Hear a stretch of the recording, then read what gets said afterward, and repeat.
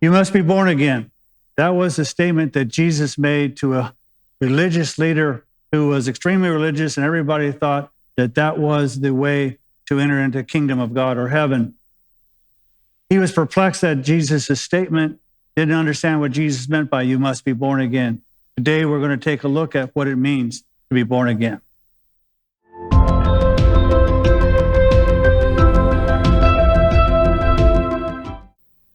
If you have your Bibles, please turn to John chapter 3. We'll start with verse 1.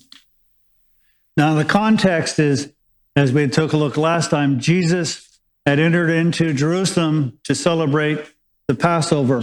And when he was there, he cleansed the temple because there were commercialism happening and everything except treating God's house as a house of prayer and a place to meet the Lord.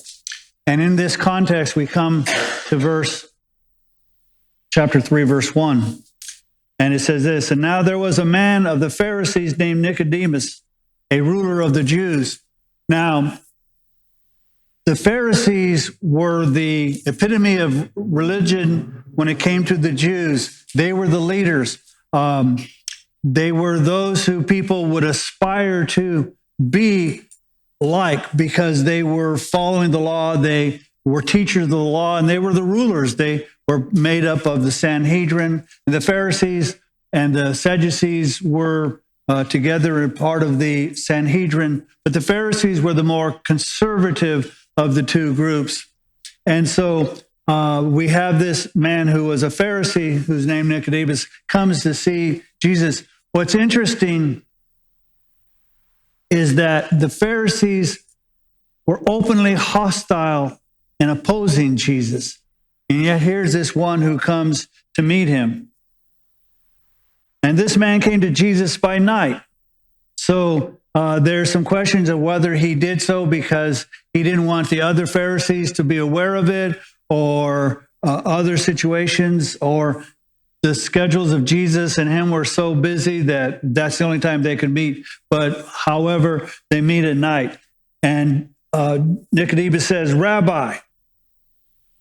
Now, even though the Pharisees generally have been hostile and opposing Jesus, he seems to come and respect because he addresses him as Rabbi, which is teacher.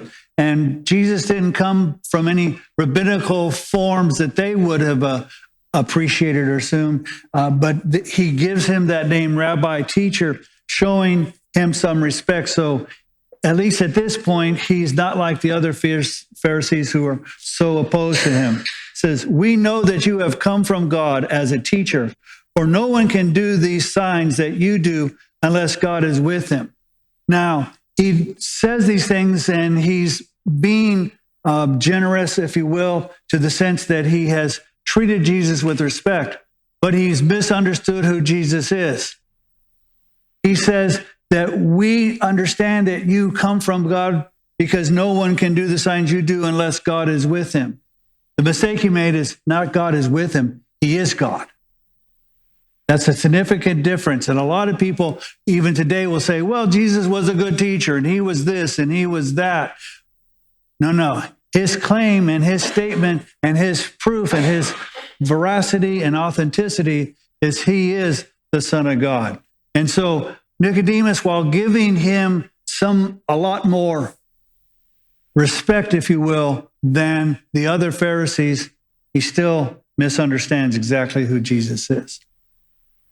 But Jesus answered and said to him, truly, truly. Now, when you see these words, basically it means I'm being really honest with you. It's truly, truly, or verily, verily, as the King James says, it's a statement of saying, what I'm about to tell you is simply the truth. I say to you, unless one is born again, he cannot see the kingdom of God. Now, I want you to notice that he doesn't limit it to Nicodemus. The statement is, no one can see the kingdom of God unless you're born again. Nicodemus said to him, How can a man be born when he is old? He cannot enter a second time into his mother's womb and be born, can he? So Nicodemus goes, wait a minute, that seems impossible. It's impossible because I don't care how old you are. You could be 5 minutes old. Your mother doesn't want you back. She had a lot of pain delivering you to begin with. But so he misunderstands. He goes, wait a minute. But basically what Nicodemus is saying is not, he totally misunderstands, because what Nicodemus is saying is to be reborn. Jesus isn't talking about being reborn. He's talking about being born again. So even if you were capable and it wasn't impossible to back up and go back into your mother's womb, you would simply be being reborn, not born again. So he's flummoxed, he's perplexed. He goes, I don't understand. How can this be? It's impossible. And Jesus answered, truly, truly, I say to you, unless one is born of water and the Spirit, he cannot enter into the kingdom of God.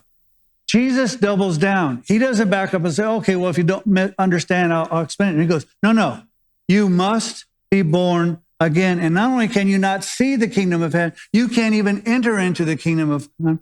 And so it requires that you must be born of water and the Spirit.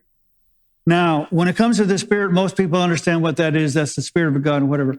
But there is about 3 major views of what the water means. Some people say, well, what the water means is, well, you're born the first time, and so there's the placenta that bursts, and you've got the water that comes out. And so it's talking about your first birth. That doesn't feel comfortable to me. The second one says, well, it talks about baptism. And so it's water and it's the baptism and you're dunked and whatever. The scriptures don't teach that baptism is a sacrament. It's something that believers do in response to the fact that they claim that Jesus is Lord, and they're going to, in essence, make their first statement of faith in the Lord. So I don't think that's it.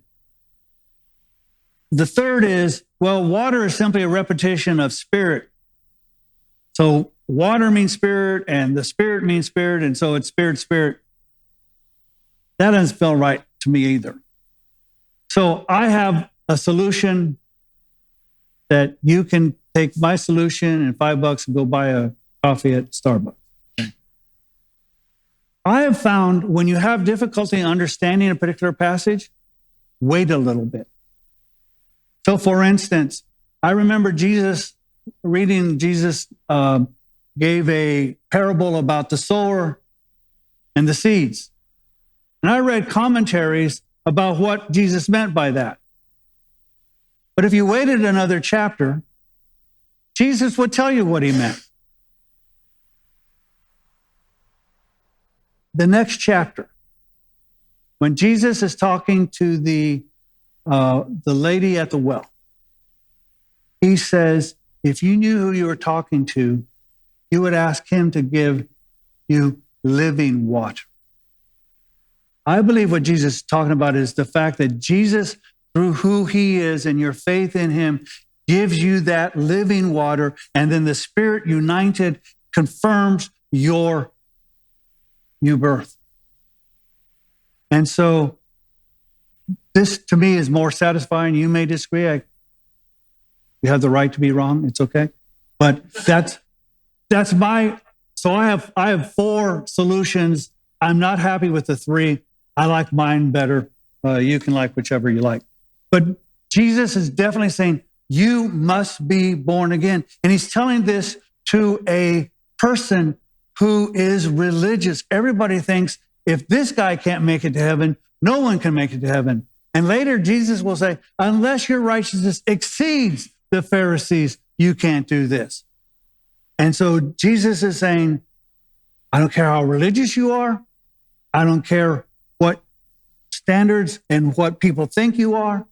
Unless you are born again, you're not seen or going to heaven. And he repeats it. And then he goes, that which is born of the flesh is flesh, and that which is born of the Spirit is spirit. He's saying there's a birth in the flesh, and people live in the flesh and whatever, but there is a birth that takes place because of the Spirit. And that changes a person. Do not be amazed that I said to you, you must be born again. The wind blows where it wishes, and you hear the sound of it, but you do not know where it comes from and where it is going. So is everyone who is born of the Spirit. So Jesus, why are you so confused? You don't understand earthly things. So then Nicodemus goes, Nicodemus said to him, how can these things be? Because again, Nicodemus has been taught. He's a chosen person. He's a part of a chosen people called the Jews, called the Israelites. And on top of that, he's specifically religious and thought of as an example, and he's a leader. So wait a minute, I don't understand. How is it that I don't qualify? And you're talking about the Spirit. But Jesus isn't talking about anything that he shouldn't be aware of, because throughout the scriptures, it talks about the Spirit of God. Even Genesis 1.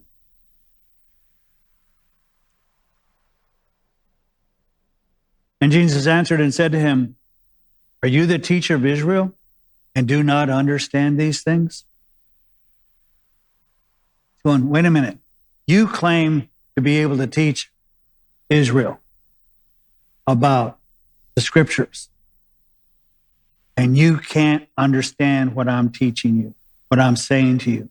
This is something that should be second nature to you because you are a person of the book. You've read the scriptures, you understand, you're supposed to be a teacher, and yet you don't seem to understand.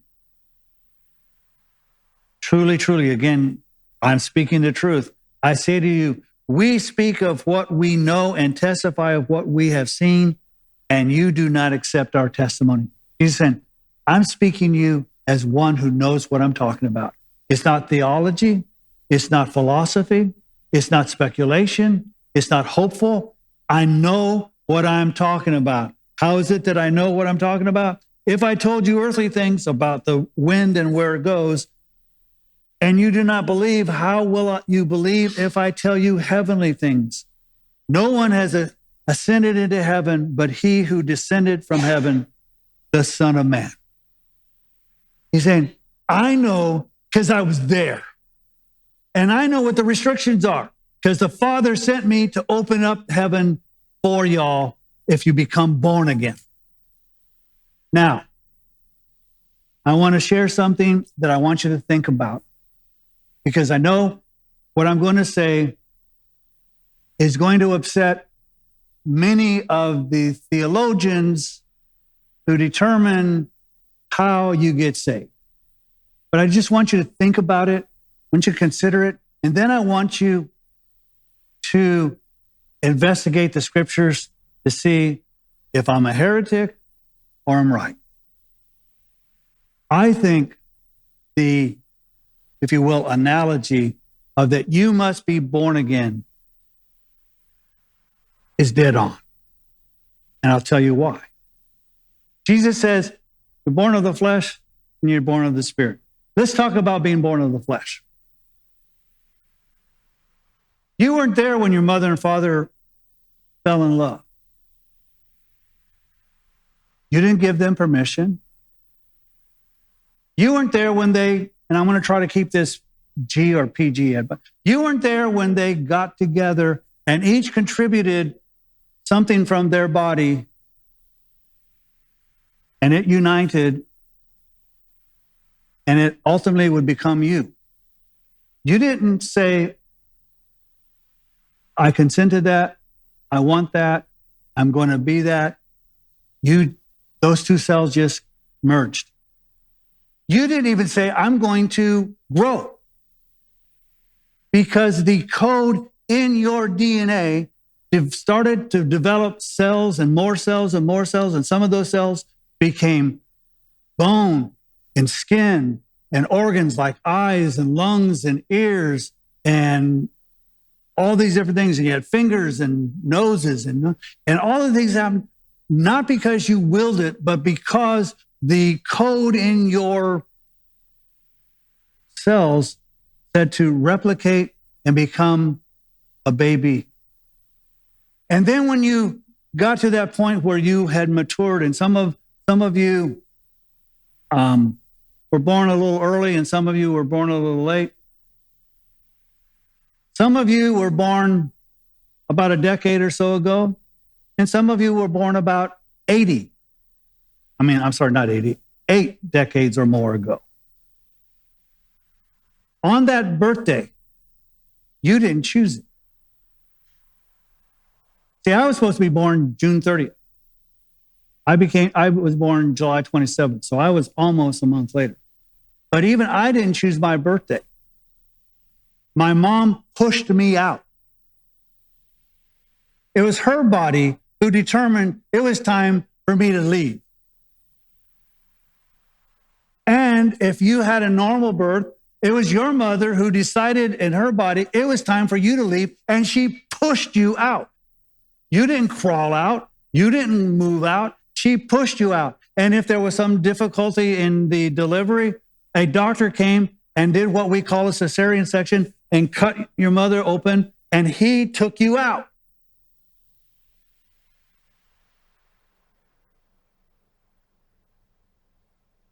Think about that.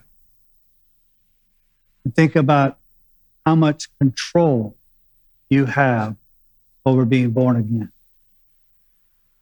It is your Father who causes you to be born again. But because Nicodemus is so confused about Jesus' teaching about being born again and how do I do this and the Spirit and all this, Jesus helps him out. Because the Pharisees believe in the Scriptures. They so protect the Scriptures that they do all kinds of stuff to prevent you from ever violating the Scriptures by putting roadblocks from you to violate the Scriptures. I'll give you an example that I often give. There is a prescription against eating a lamb boiled in its mother's milk. So you got a sheep or lamb, and then you're not to boil it, and the milk that comes from that sheep that was born. So to avoid ever violating that, you're not allowed to, as if you're a Jew, to eat a cheeseburger. Now, the last I checked, especially in the United States, hamburgers isn't made from ham, it's made from beef. Not made from a lamb.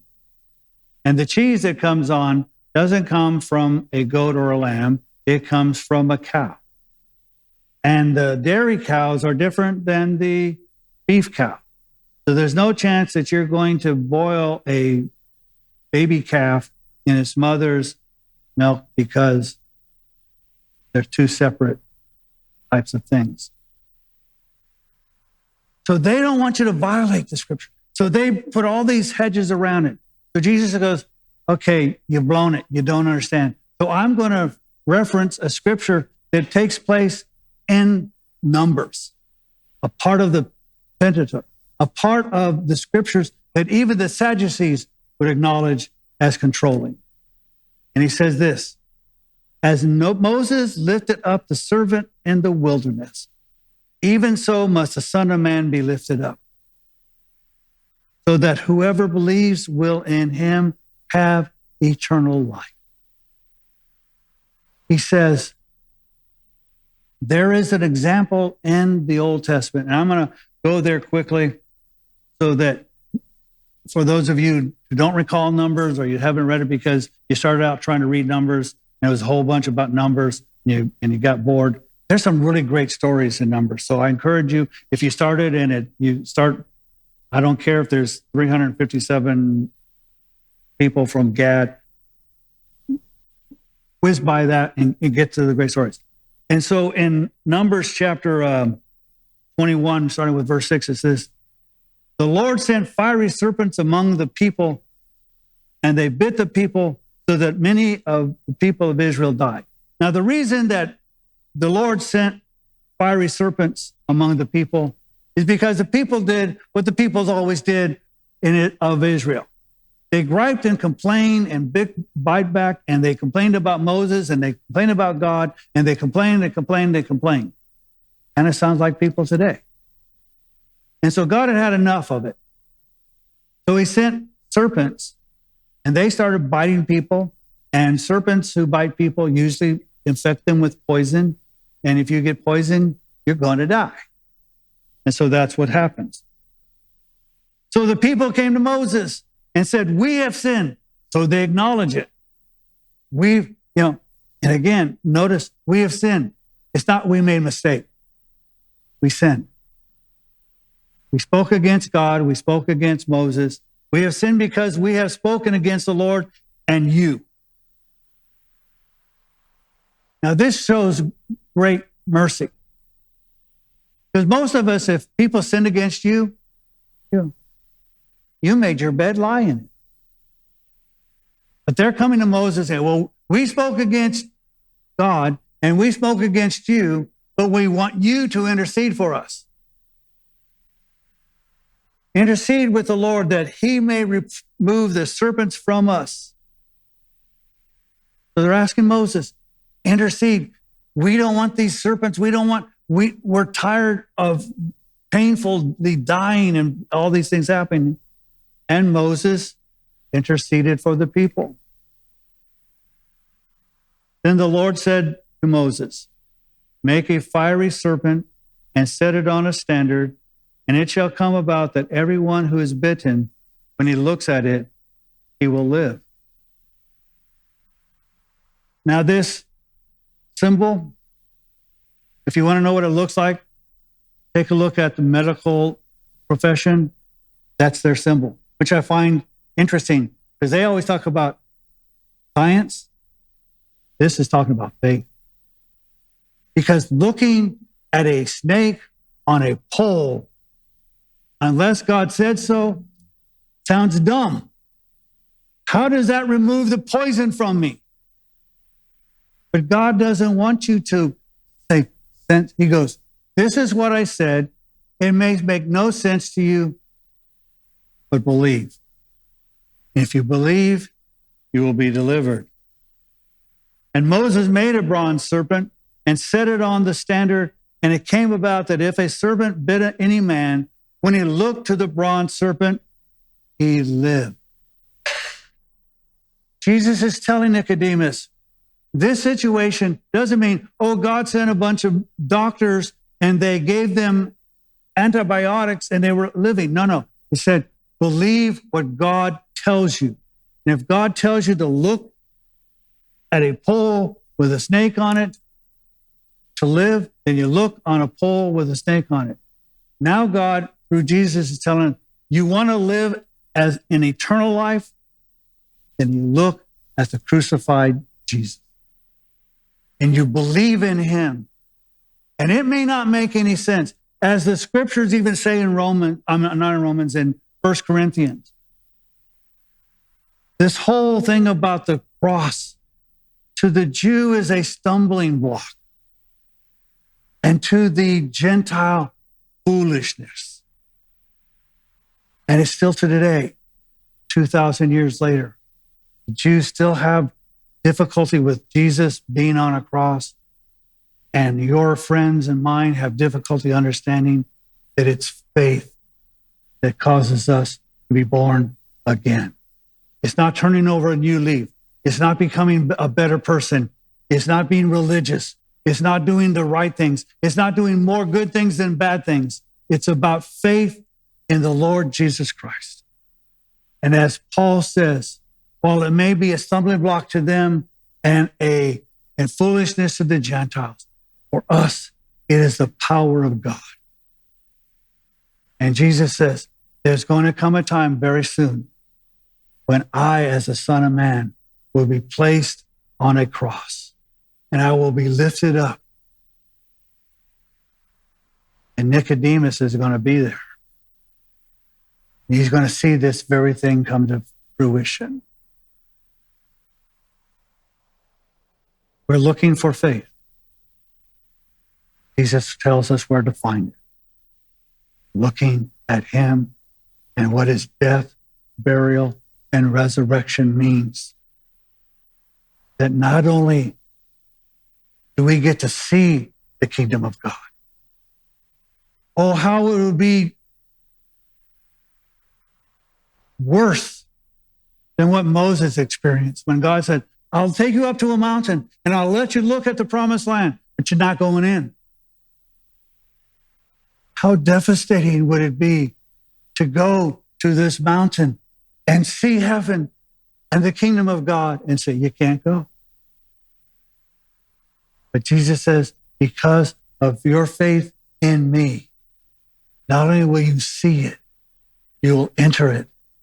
And you will enter into his rest and his love and his patience and his mercy and his tenderness. All because, not because we're great people, not because we're more righteous than Nicodemus, not because we are more observant with the law and know more doctrine than anyone else. We know it because we have believed on who God said to believe. And all God's people said,